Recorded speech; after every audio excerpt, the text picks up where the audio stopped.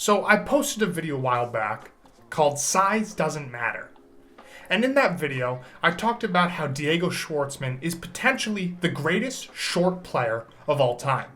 Now, since posting that video, I've received a few comments, like this. Rod Laver, 5'8". I don't know if you consider that short, but if it is any's greatest short player, and maybe greatest of all times, period. Now this got me thinking, do people really think Rod Laver could have beaten Diego Schwartzman if they're each in their prime? Listen, I get it.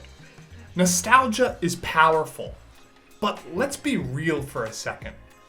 If Rod Laver or John McEnroe or Bjorn Borg stepped on a court against today's top 50 with their gear, their training, their style, I mean, they'd get absolutely blown off the court. And I'm not here to disrespect legends. They made the sport what it is today. But I'm just here to show you just how insanely far tennis has come. And as always, if you disagree, let me know in the comments below. I always love a good discussion. Let's start with the most obvious change first. Technology. In Rod Laver's day, tennis was played with wooden rackets that had sweet spots the size of a postage stamp. McEnroe used a Dunlop Max Ply. I mean, imagine trying to hit 130 mile per hour serve return with that thing. Then came graphite rackets in the 80s. Suddenly, players had power and control.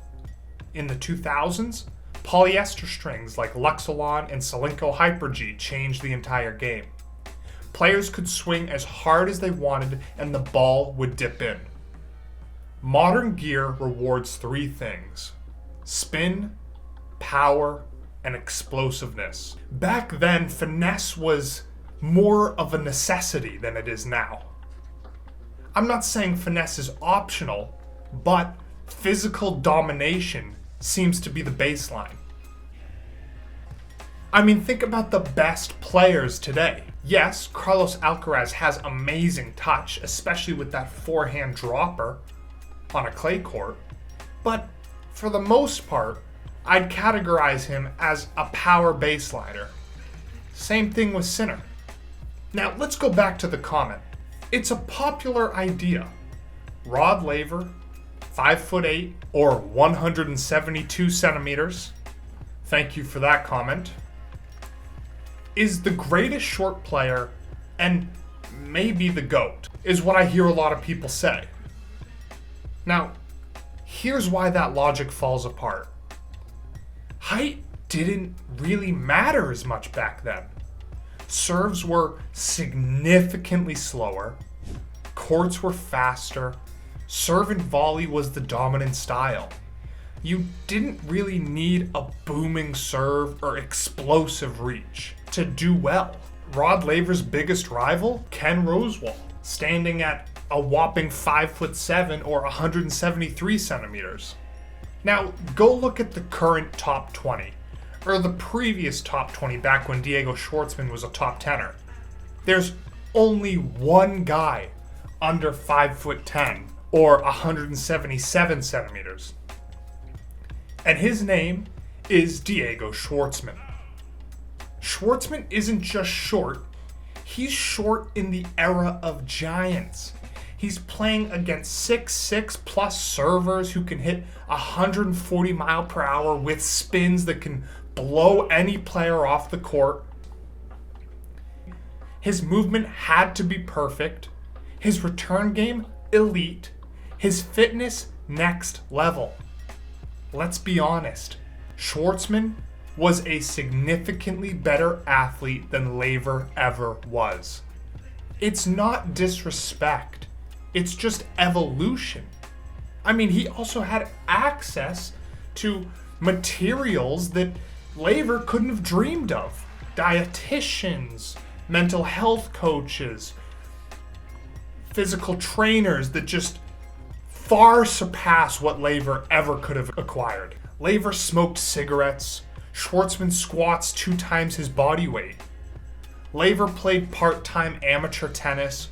Schwartzman trained 6 hours a day in the gym and on court. Rod Laver is a legend.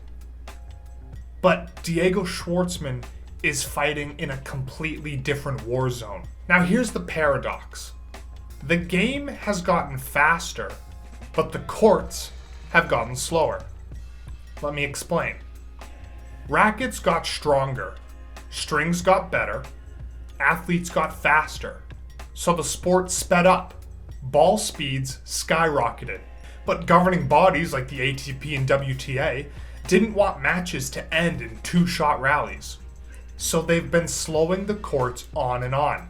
Grass now bounces higher, hard courts are stickier, clay is still clay for the most part. And the result? Longer rallies, more grueling points, endless physical punishment. You need VO2 max through the roof, lightning reactions, bulletproof shot tolerance, tactical endurance. I mean, go watch a Djokovic-Nadal rally from the French Open. Then watch a 1981 Wimbledon final. The old game was ballet.